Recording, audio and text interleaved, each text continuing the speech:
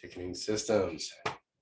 Technical session number 15 on tickets and ticketing systems. We'll kind of be going into some of the biggest players, what exactly is involved in tickets, some of the terminologies that will be used with them.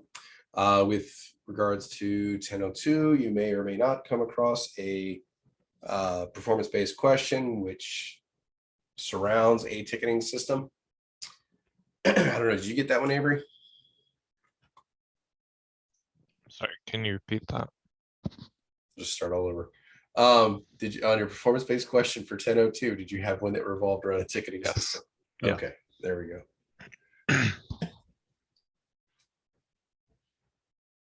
So may or may not be there. So objectives for this particular technical session are to explain the purposes and role of a ticketing system and tickets in the IT context. List most common ticket types. Analyze a sample ticket to identify the major components and describe how to navigate a ticketing system in order to view tickets, open tickets, capture notes in tickets, and close tickets. All right. First of all, what is a ticket? Anybody want to take a shot at that one? What exactly is a ticket?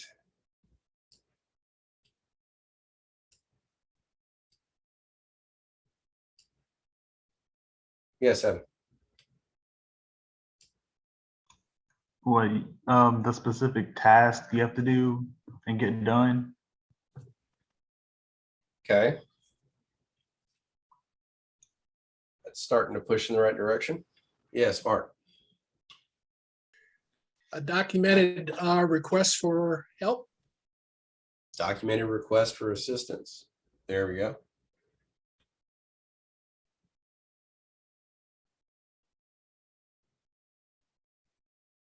Problem detailed resolution. Okay. Well, that would be when the ticket is complete, I would assume. But yeah, a ticket is a request for help, and then the processes that would go into that. What are tickets used for predominantly?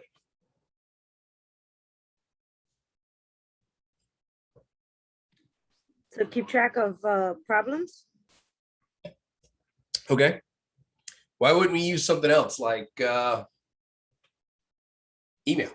You know, we can keep track of stuff in email, right?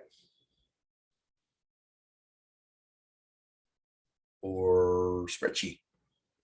Why would we rely on a ticketing system?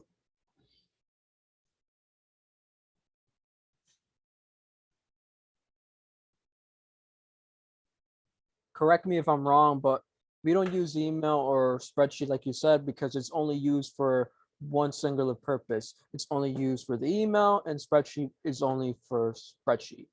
Tickets mostly used like in general to fix issues with computer and security in general. So that's what I think. Okay. All right. Anybody, Tajma, you want to add to that?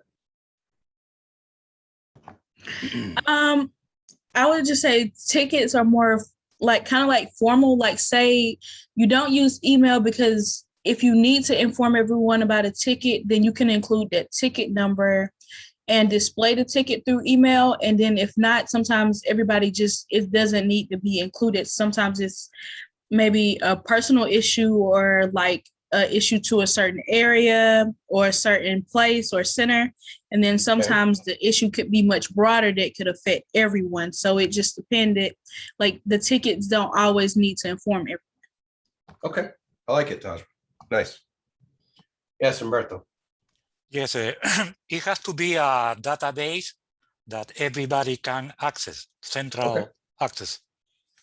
Okay, I like it. Central access, everybody can do it. Has anybody here ever worked off of a group email where you're not the only person accessing it? It's like an email for the whole department. Has anybody ever worked off one of those? If so, what kind of problems did you experience dealing with those?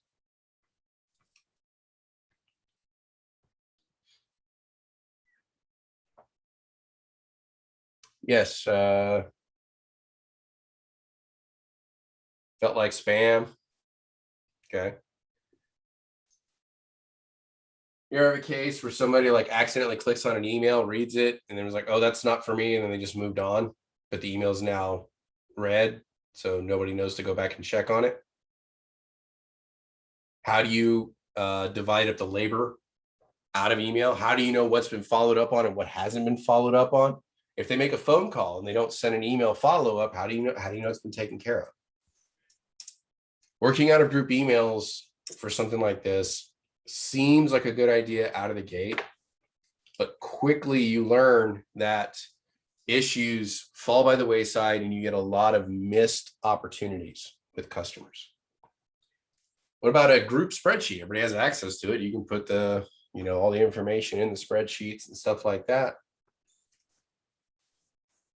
Similar thing. You don't necessarily know if they have followed up. It's kind of easy to miss any changes in details.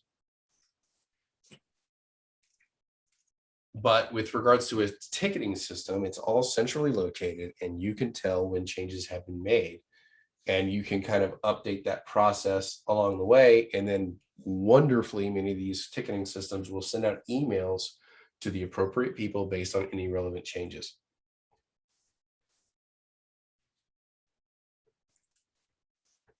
So when I worked in transportation, I went over to what's called the M&R, which was maintenance and repair side, where we did roadside assistance and stuff for a lot of drivers. Initially, when I started in this department, they kept everything on a spreadsheet. And it was a nightmare to try to keep track of who was still on the side of the road, which ones had been dispatched for repair, things like that. And it was just because there was no other better system to be used.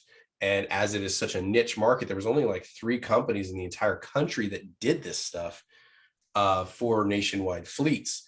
So predominantly you're dealing with local vendors. And then, so it was real easy for things to kind of fall through the cracks. And throughout my tenure with that particular department, we developed a nationwide system for it so that everything could be tracked, traced, monitored all the way through the process, much like they do with IT tickets.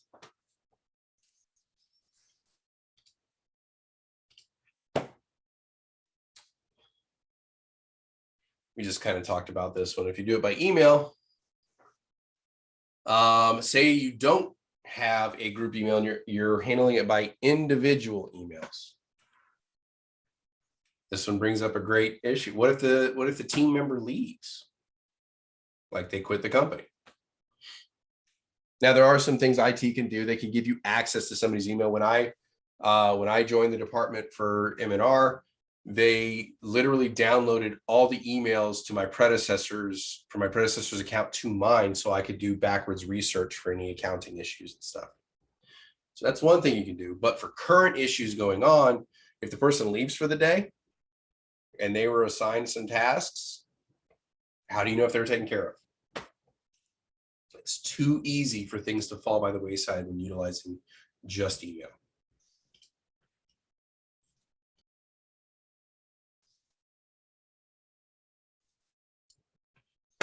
All right, so the main goals of having a ticketing system and why we would utilize them. We got over some of this real quickly, but all issues will be located in a singular place. If a customer calls in and says, hey, I spoke to such and such earlier on ticket 175234B. And then you could just type that into your system and it will pull up that ticket. All relevant notes and information will come up at that point. It's a little more difficult when you are searching through emails, and then you may or may not know which of that information has been or is allowed to be conveyed to the person you're speaking to on the phone. It has a built-in tracking of the tickets and monitoring. So if it doesn't receive an update in 24 hours and you have a follow-up calendar marked, then it's going to send you an alert and say, hey, don't forget about this customer. You told them you would call them later today. So it will set reminders for you to follow up and make sure. Or if an issue is becoming stagnant, like it's been there for a week, maybe you're still working on the problem, but it's going to let you know, hey, you need to do a follow-up with the customer, let them know where you're at with the repairs, and, make sure that everybody's still clear as to what's going on at this particular time. Also, it allows for easy analysis of tickets. You might be able to find within the documentation or the knowledge base in the ticketing system that this issue has occurred before.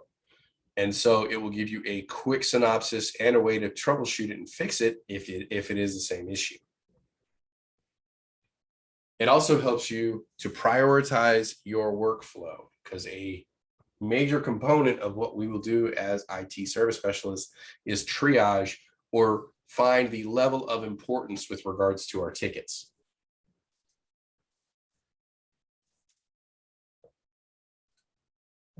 Also, it will help you prioritize the workflow for your team. If you have 3 people dedicated to get servers up and running because of a major issue, then that means like the other 1 or 2 people of the team will need to field all help desk issues until that can be resolved. Fosters collaboration and communication among team members. Like we keep saying on a pretty regular basis, IT is not a team, or excuse me, is a team sport. It's not an individual sport. I was about to say not a team sport. Yeah, so we do rely on the strengths of our team, and we need to effectively communicate with each other. And it's much easier to hand over, hey, look into ticket 438-7C while I'm gone. Here's the number. All relevant details are in the notes. And then here's a brief synopsis, and then they can kind of follow up behind you and make sure everything is okay. You can also set reminders for your team members as well. Also, it ensures continuity as different IT professionals can help the same client. If Avery takes a call and he's working on it, and say he steps out to lunch, and then that person calls back to get an update, I have the relevant information, as long as they have their ticket number, to be able to pull it up and tell them exactly where they are in the troubleshooting process. Questions so far?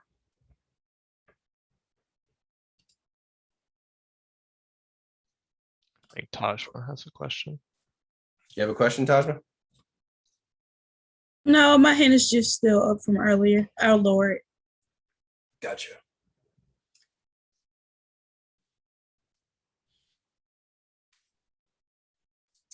All right, now let's go through these real quick, and it's just, common issue or not. Give me a green yes if it's a common issue, red X if it's not a common issue. My computer is too slow and downloads are taking too long.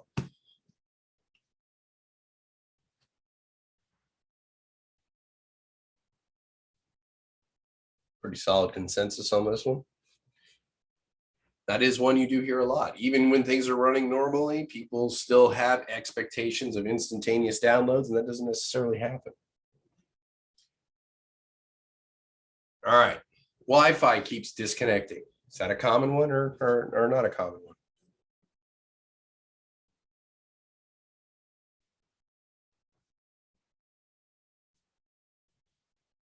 Wi-Fi keeps disconnecting is relatively common, actually. My mouse is not working.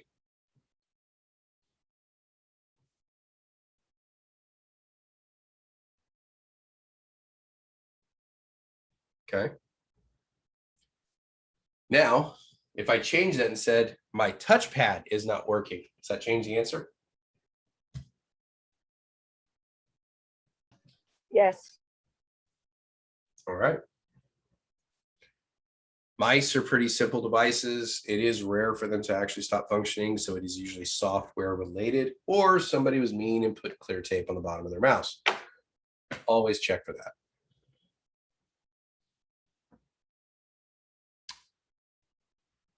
All right.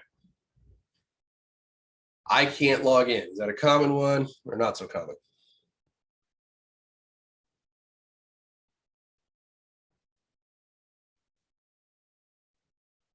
Pretty common. Anybody want to guess on what day this is the most common?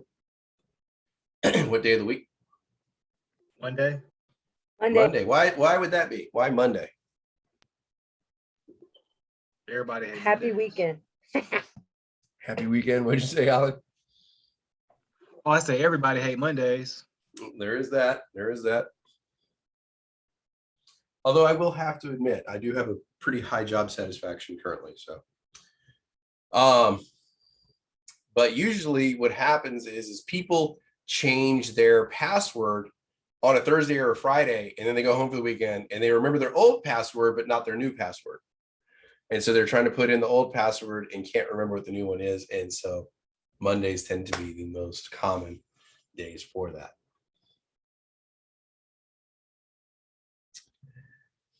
So the resolution on my screen is not clear. Is that a common one or not so common? No? Couple no's, couple yeses.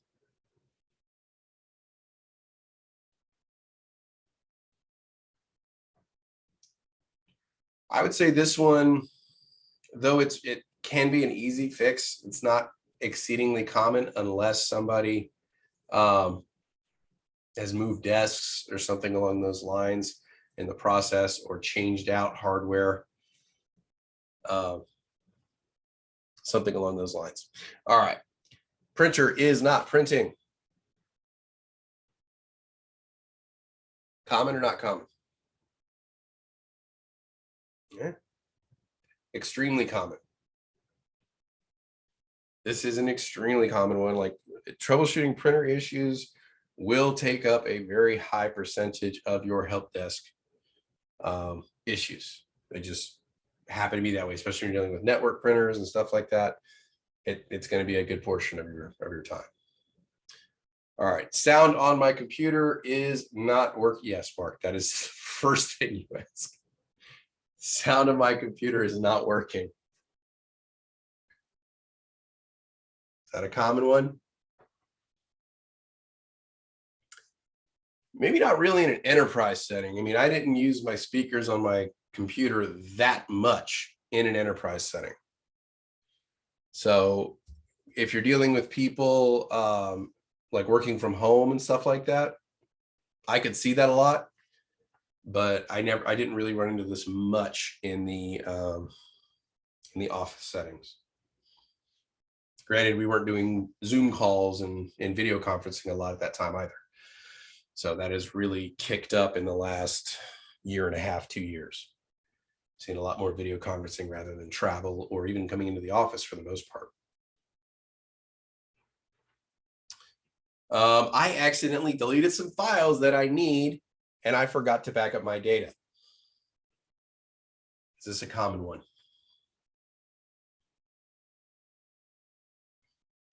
This one is unfortunately very common, and likely when the person you are talking to has this issue, they're either going to be upset or frantic at the moment you talk to them on the phone.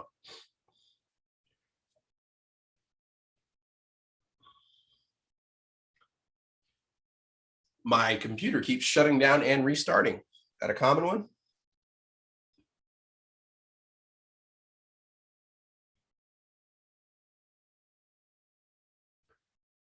This one can be.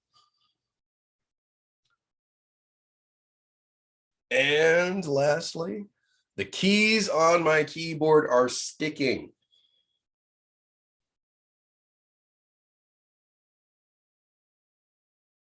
Now, we often say, don't have beverages or any of that stuff or eat at your desk. But how often do people listen? Not very often. And unfortunately, people aren't real big on cleaning their hands before they start typing. So little bits of food get down in there, or they spill their coffee or soda or all that stuff on the keyboard. I mean, it's a mess. It can really affect the usage of your keyboards. So I am too. I'm not gonna just call out, Janina on it. I'm drinking too, but I have a separate counter that I'm placing my beverages on to the side of me. I don't put them anything on my actual computer desk itself. All right, so almost all of these, if not all of them, would be common issues you would come across in a enterprise environment.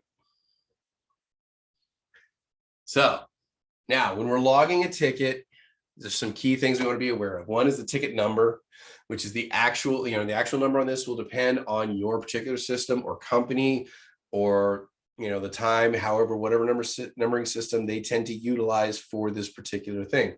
The number will be used to identify this individual issue. No two tickets should have the same ticket number. One of the big things that we need to know, date and time. Absolutely need to know the date and time of any major event in the ticket troubleshooting process, especially when it's starting. Client information. You may need to type this in, or if you're lucky, it's automated. When they call in, it'll autofill who's calling you if it's coming in from an enterprise like voice over IP phone, and say like, oh, they're calling in from Umberto's desk. So we know this is Umberto. Here's his phone number. Here's what office he works in, this position, everything. If not, you're going to need to go ahead and get that information so that you know who you're contacting. You need to get their name, phone number, all that fun stuff. So that if anybody comes behind you, they have that information readily available and they don't have to go digging for it. Creator, in this case, if you're creating the ticket, creator is you. You need to give your information so that if the customer ever calls back and they say, I need to speak to, I can't remember who it was, I was just on the phone with them, I've discovered more information that is critical for them to solve this problem. And so at that point, they would just give the ticket number and then the person can look into it and say, oh, okay, it was Alan who was working on this ticket. So I'm going to send you back over to Alan so that you can finish giving him the information you have so that you can follow up on this ticket. So issue type.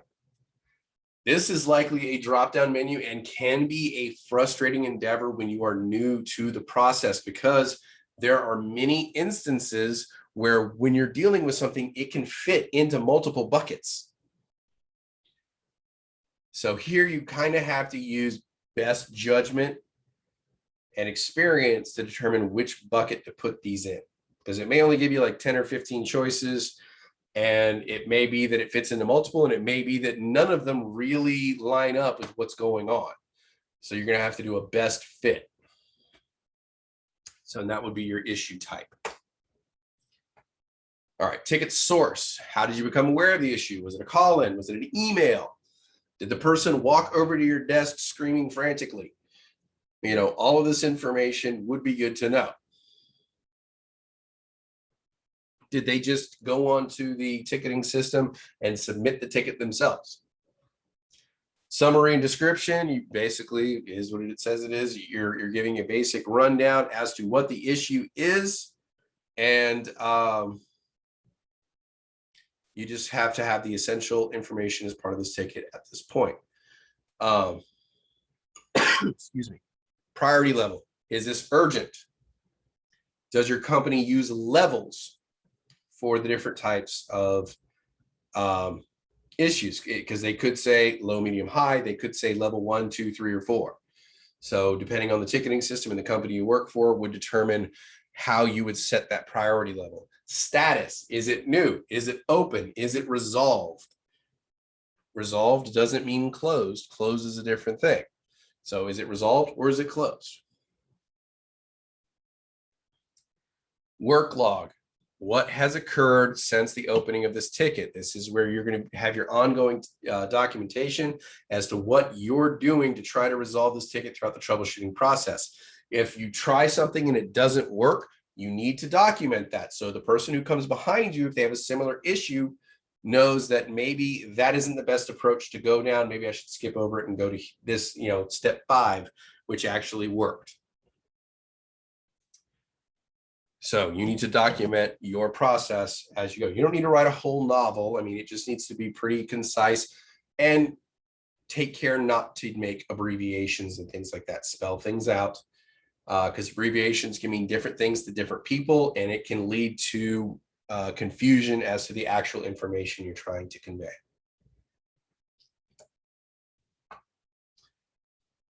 All right, real quick. Apparently it's a 10-question quiz. Pause the recording. All right.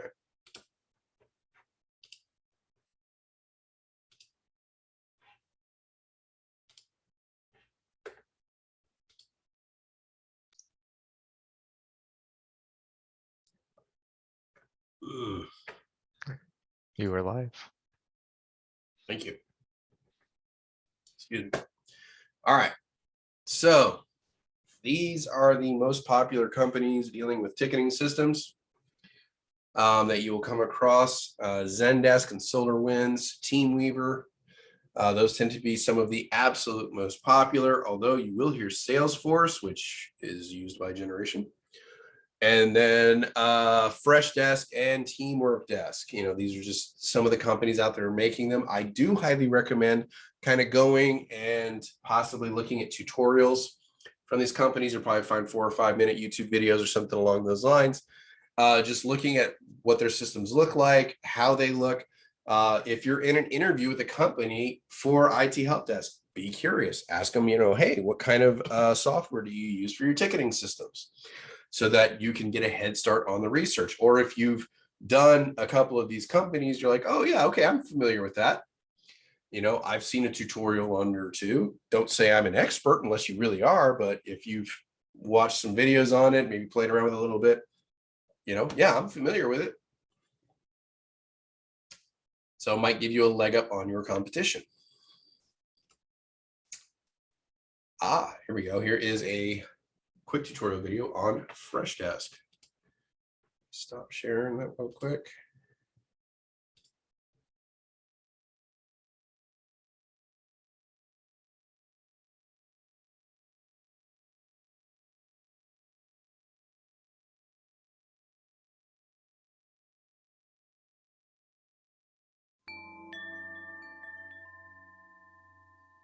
Working with tickets in Zendesk. A ticket is a conversation between a customer and your company.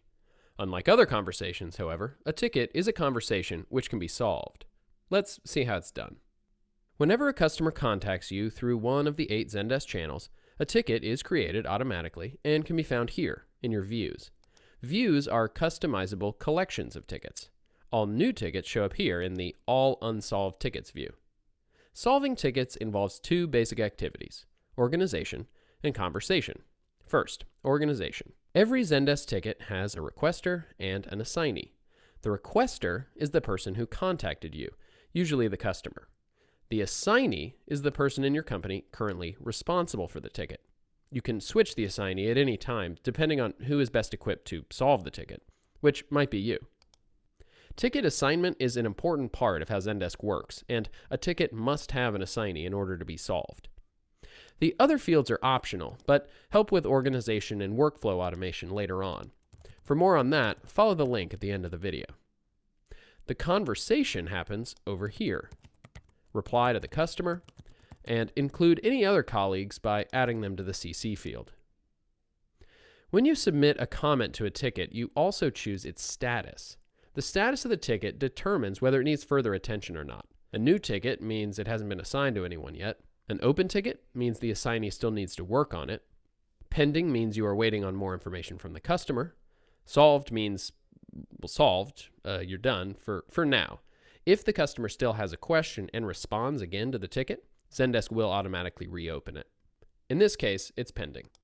Once you submit, the customer and anyone you've CC'd receives an email with the comment. If any of them reply to that email, the ticket will be updated and the discussion will continue until the issue is solved. And that's all it takes to work with a ticket. A couple other things that are helpful to know. First, you can add an internal note to any ticket, which is visible only to your agents, not your customer. Any agent who is CC'd on the ticket will get an email update when you submit that internal note. But keep in mind that if your colleague replies to the email, by default, their comment will be visible to the customer. You can change that and do lots of other advanced pro stuff, and you'll find information on that in our forums. Also, you can create a new ticket manually. Just enter the requester information yourself, assign it to an agent if you're ready to do that, add ticket details, and submit. In this case, both the requester and assignee will get an email with the ticket subject and description. Okay, those are the basics of working with tickets in Zendesk. There's more you can do, and for that, check out the link at the end of the video or search in our forums. And if you have any further questions, you can always email us at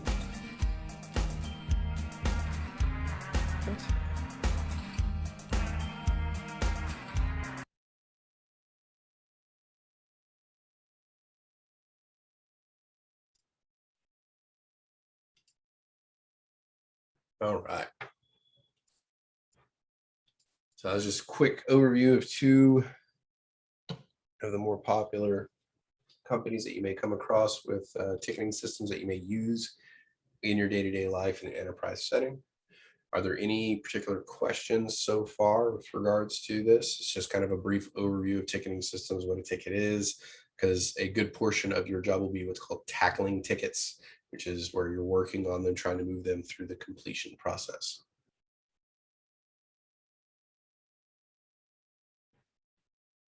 All right. Well, now we should be able to explain the purpose and role of ticketing systems and tickets in the IT context.